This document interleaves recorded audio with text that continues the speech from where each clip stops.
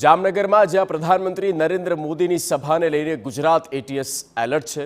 એટીએસના શિરે વડાપ્રધાન સભાની સુરક્ષાની જવાબદારી આપવામાં આવી। રૂપાલાના વિરોધમાં ક્ષત્રિય સમાજનું આંદોલન ચાલી રહ્યું છે અને પીએમની સભામાં ઊભી ન કરવા, કોઈપણ પ્રકારની બાધા ઊભી ન કરવા ક્ષત્રિયોને અપીલ કરવામાં આવી છતાં તંત્ર એલર્ટ છે। પીએમ મોદીની સભા સ્થળ સિવાયના સ્થળોએ પણ એટીએસની નજર। જામનગરમાં એડિશનલ ડીજીની અધ્યક્ષતામાં મળેલી બેઠકમાં સુરક્ષાની સમીક્ષા કરવામાં આવી। પીએમના રૂટ અને સભા સ્થળે લોખંડી સુરક્ષા વ્યવસ્થા કરી દેવામાં આવી। બેઠકમાં જામનગર, દ્વારકાના જિલ્લા પોલીસ વડા સહિત 10 આઈપીએસ અધિકારીઓની હાજરી। પીએમના કાર્યક્રમને લગતી ઝીણામાં ઝીણી વિગતો સાથે બંદોબસ્તનો પ્લાન તૈયાર કરવામાં આવ્યો છે। સંવાદદાતા સચિન પાટીલ ફોનલાઈન પર। સચિન, આવતીકાલે સૌરાષ્ટ્રની મુલાકાત અને તેમાં અનેકો જગ્યા પર જંગી સભા, એ પહેલાની તૈયારીઓ કેવી? જગદીશ, સૌથી પહેલા તો આજે ગુજરાત સ્થાપના દિવસ છે ને આજથી વડાપ્રધાન નરેન્દ્ર મોદીનો પ્રવાસ ગુજરાતનો 2 દિવસનો શરૂ થાય છે।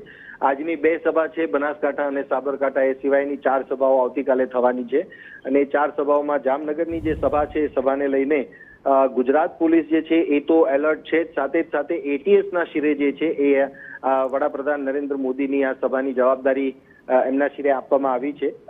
જે આશંકાઓ વ્યક્ત કરવામાં આવી રહી હતી ક્ષત્રિય રાજપૂત સમાજના આંદોલનને લઈને, જો કે ગઈકાલે પણ સંકલન સમિતિ દ્વારા પણ પોતાનું એક નિવેદન જારી કરવામાં આવ્યું અને ત્યારબાદ પોલીસ પણ જે છે આ સમગ્ર આંદોલનને લઈને એલર્ટ છે। આ સાથે જે પ્રકારે સભા સ્થળ છે, સભા સ્થળ ઉપર જામનગર, દ્વારકા સહિતના જે પોલીસ અધિકારીઓ છે અને 10 આઈપીએસ સહિતના પોલીસ અધિકારીઓની ઉપસ્થિતિ ત્યાં રાખવામાં આવી છે। પરંતુ એટીએસ જે છે એ આ સમગ્ર સભા સ્થળ તેમજ સભા સ્થળની આસપાસ જે પણ મૂવમેન્ટ થઈ રહી છે કે જે પણ કોઈ પણ પ્રકારનો વિક્ષેપ કરવાનો કોઈ પ્રયાસ કરે તો એ બાબતને લઈને એલર્ટ છે અને એ જ સભાને લઈને વડાપ્રધાન નરેન્દ્ર મોદીની સમગ્ર જે જવાબદારી છે એ જવાબદારી એટીએસને સોંપવામાં આવી છે અને જે પણ શંકાસ્પદ કે કોઈ પણ એવી ગતિવિધિ એમને દેખાય તો એ બાબતની કાર્યવાહી પણ તેમના દ્વારા કરવામાં આવશે। સ્વાભાવિક રીતે ચૂંટણીનો માહોલ છે અને એ ચૂંટણીના માહોલમાં વડાપ્રધાનની સુરક્ષા પણ એટલી જ મહત્વની છે,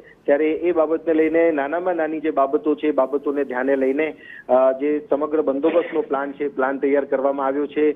સાથે જે એજન્સીઓ છે કે એના સિવાય જે પણ શક્યતાઓ છે, શક્યતાના આધારે, ટીમોના આધારે, સોર્સિસના આધારે ઇન્ફોર્મેશન નેટવર્ક જે છે એ પણ ગોઠવી દેવામાં આવ્યું છે અને એના જ હિસાબે આ સુરક્ષા વ્યવસ્થાની ગોઠવણ કરવામાં આવી છે। જે આભાર સચિન માહિતી માટે।